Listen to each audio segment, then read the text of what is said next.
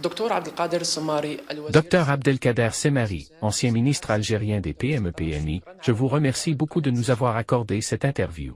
Comment voyez-vous l'évolution des relations entre la Chine et l'Algérie dans les divers domaines? Les relations sino-algériennes sont profondément ancrées dans l'histoire. Depuis la fin des années 1950, les relations diplomatiques se sont beaucoup développées et les relations politiques se sont également améliorées en conséquence. Ce qui signifie qu'il existe un consensus politique entre les deux pays avec tout ce qui se passe sur la scène internationale, que ce soit au niveau régional ou international. L'Algérie a beaucoup de points de vue et des positions similaires à ceux de la Chine dans les relations internationales. Sur les plans économiques et sociaux, les relations entre les deux pays se sont également beaucoup améliorées et se sont développées d'année en année jusqu'à devenir globales et stratégiques, ce qui signifie l'augmentation du taux d'échange entre les deux pays au niveau commercial et au niveau de coopération dans la construction d'infrastructures.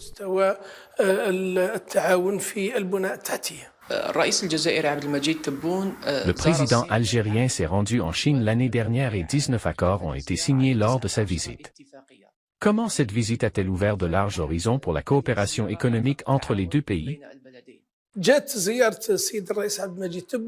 La visite du président Abdelmajid Tebboune l'année dernière en Chine s'inscrit dans la continuité des relations solides entre les deux pays et a conduit à l'ouverture de nouveaux horizons de coopération.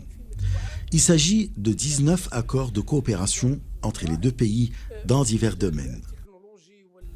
Dans le domaine agricole, dans le domaine technologique et scientifique, dans le domaine de la santé, dans le domaine des routes et des infrastructures, notamment dans les autoroutes. Et également le grand projet que je vois avancer en Algérie qui est lié au chemin de fer. La Chine est très développée en ce dossier.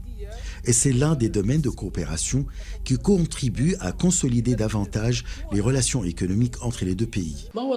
Quelles sont vos impressions sur l'évolution de la Chine que vous avez déjà visitée? J'ai déjà visité la République populaire de Chine. À mon avis, il faut vraiment étudier l'ampleur des transformations majeures survenues en Chine. Cela signifie que la Chine doit être un modèle à étudier parce qu'elle s'est engagée dans l'économie de marché et n'a pas permis une ingérence dans la vie sociale interne, mais a plutôt permis la présence d'un pouvoir économique en Chine, préservant son indépendance sociale, sa structure, préservant l'équilibre social, avec plus d'1,4 milliard d'habitants.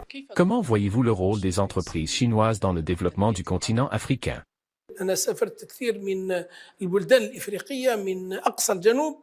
J'ai voyagé dans de nombreux pays africains, de l'extrême sud, des îles Comores au Bénin et dans d'autres pays.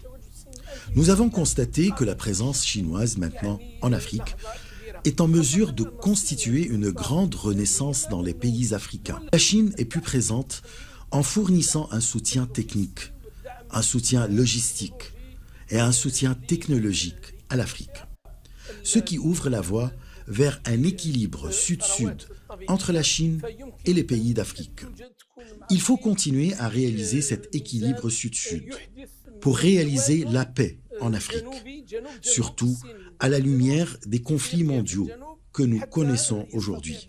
La Chine est capable d'accompagner et de soutenir les pays avec sa présence économique et commerciale et avec son soutien important dans divers domaines.